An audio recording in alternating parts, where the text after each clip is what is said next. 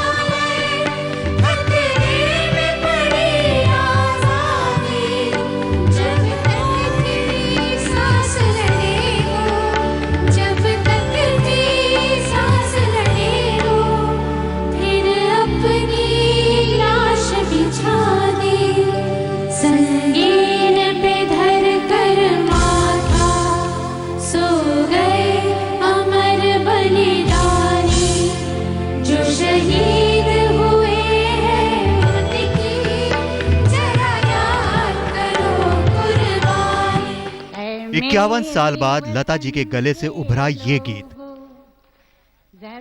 सुर बदल गए हैं, 85 साल की लता जी की लय भी अब पहले सी नहीं रही, लेकिन जज्बा वही है। उनकी जरा याद करो कुर्बानी, तुम भूल न जाओ उनको। मौका था मुंबई में ऐ मेरे वतन के लोगों गीत की 51वीं वर्षगांठ का। इस खास मौके के लिए लता जी मंच पर आई। ये पहले से तय था कि लता जी गाएंगी नहीं, लेकिन जब जिक्र हो इस गीत का और लता जी गाए बगैर रह सके, ये कैसे हो सकता है। जय हिंद की सेना, जय हिंद। भीड़ से गुजारिश आई और लता जी ने अंतरा ही सही गाकर सबको मुग्ध कर दिया। जय हिंद, जय हिंद। इस गीत के साथ लता जी को याद आई वो कहानी भी कि कैसे 51 साल पहले इस गीत ने जादू कर दिया था। गाना सुनकर नेहरू जी रोने लगे थे। उन्होंने कहा, लता चलो, तुमको पंडित जी बुला रहे हैं। तो मैंने कहा, कुछ गलत बात की है मैंने, कोई ऐसा काम किया है जो मुझे पंडित जी क्यों बुला रहे हैं। तो उन्होंने कहा कि नहीं, तुम चलो तो सही, देखते हैं। मैं गई तो पंडित जी के आंखों में पानी था और मुझे कहा कि बेटा, तुमने आज मुझे रुलाया। नेशनल स्टेडियम का वो हर नजारा लता जी की जुबान में घुलता चला गया। कैसे इस गीत को अलख जगाना था, कैसे कवि प्रदीप ने इस गीत का ताना बाना बुना था। कोई तैयारी नहीं की है। मुझे कवि प्रदीप जी का फोन आया और उन्होंने मुझे कहा कि ये गाना मैंने लिखा है लता, और मैं चाहता हूँ कि तुम ये गाना दिल्ली में गाओ। तो मैंने कहा, इतना टाइम नहीं है, मैं कैसे इतनी जल्दी से ये याद करके गाऊंगी।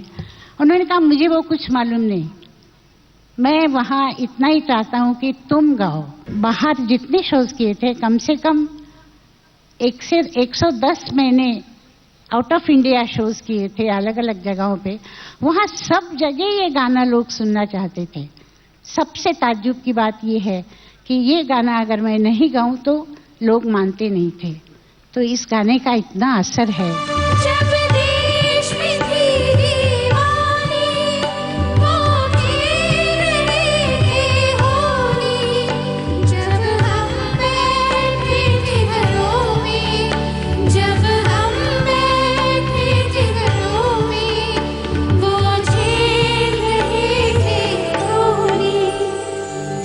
धन्य जवान वो अपने, धन्य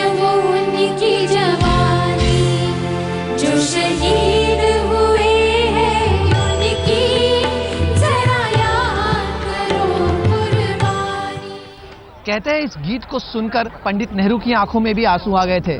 50 साल बाद जब मुंबई के महालक्ष्मी रेस कोर्स पर लता जी ने इस गीत को फिर से दोहराया तो लता जी की आंखें तो नम हुई ही, साथ में दर्शकों की हजारों आंखें भी नम हो गई।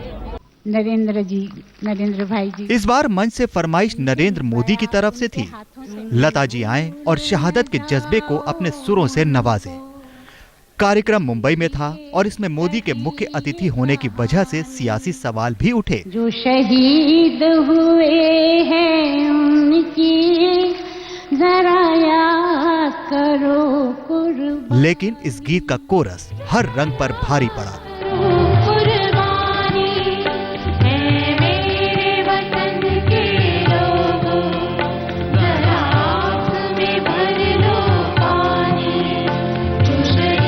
आज तक ब्यूरो। ये गीत जब पहली बार लता जी ने गाया था तब मंच के सामने नेहरू जी मौजूद थे। इस बार नरेंद्र मोदी थे। इन दोनों तस्वीरों के बीच फासला है 51 बरसों का। इन बरसों में गीत तो वही रहा, लेकिन सियासत में बहुत कुछ बदल गया। लेकिन जब भी ये गीत बजा तब दो नामों की चर्चा जरूर हुई, एक लता मंगेशकर, दूसरा कवि प्रदीप।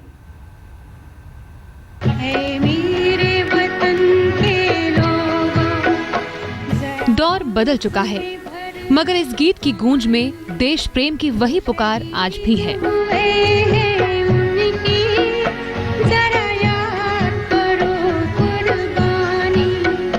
51 साल बाद वही जज्बा जगाता है अपने वतन, अपने देश पर मर मिटने का।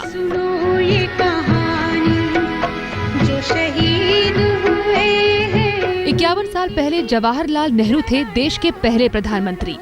आज नरेंद्र मोदी हैं बीजेपी की तरफ से प्रधानमंत्री पद के उम्मीदवार। इन दो चेहरों के साथ 51 साल में राष्ट्रवाद बहुत बदल चुका है। राष्ट्रवाद की परिभाषा पर आज सियासी विचारधाराएं एक दूसरे की विरोधी बनकर खड़ी हो जाती हैं। उसके निर्विवाद प्रतीक बनकर उभरे थे कवि प्रदीप। भारत चीन जंग में हार के बाद 1963 में जब एक और देशभक्ति गीत लिखने का मौका आया तो मायूस कवि ने पहले तो मना कर दिया। वजह थी शकील बदायूनी का ये गीत। मित्र ने शकील बदायूनी ने एक बहुत सुंदर गाना लिखा था जो बाद में लीडर में आया कि अपनी आज़ादी को हम हरगिज़ मिटा सकते नहीं, सर कटा सकते हैं लेकिन सर झुका सकते नहीं। मैंने कहा वाह क्या बात है, और रिकॉर्ड हो चुका था वो गाना। तो उनके पास तो एकदम तैयार माल था और उसकी चर्चा भी थी इंडस्ट्री के अंदर। अब लोग मेरे पीछे पड़े तो मैं भागता फिरूं। मैंने कहा ये नहीं, अब वो अद्भुत गाना लिख दिया है शकील भाई ने और नौशाद भाई ने अद्भुत ट्यून उसकी बना दी है, तो हम क्या लिखें, तो भागते फिर रहे थे। देश के नाम अपनी जान कुर्बान करने का शहीदाना जज्बा अपने सीने में उतारकर कवि प्रदीप कई दिन तक जूझते रहे।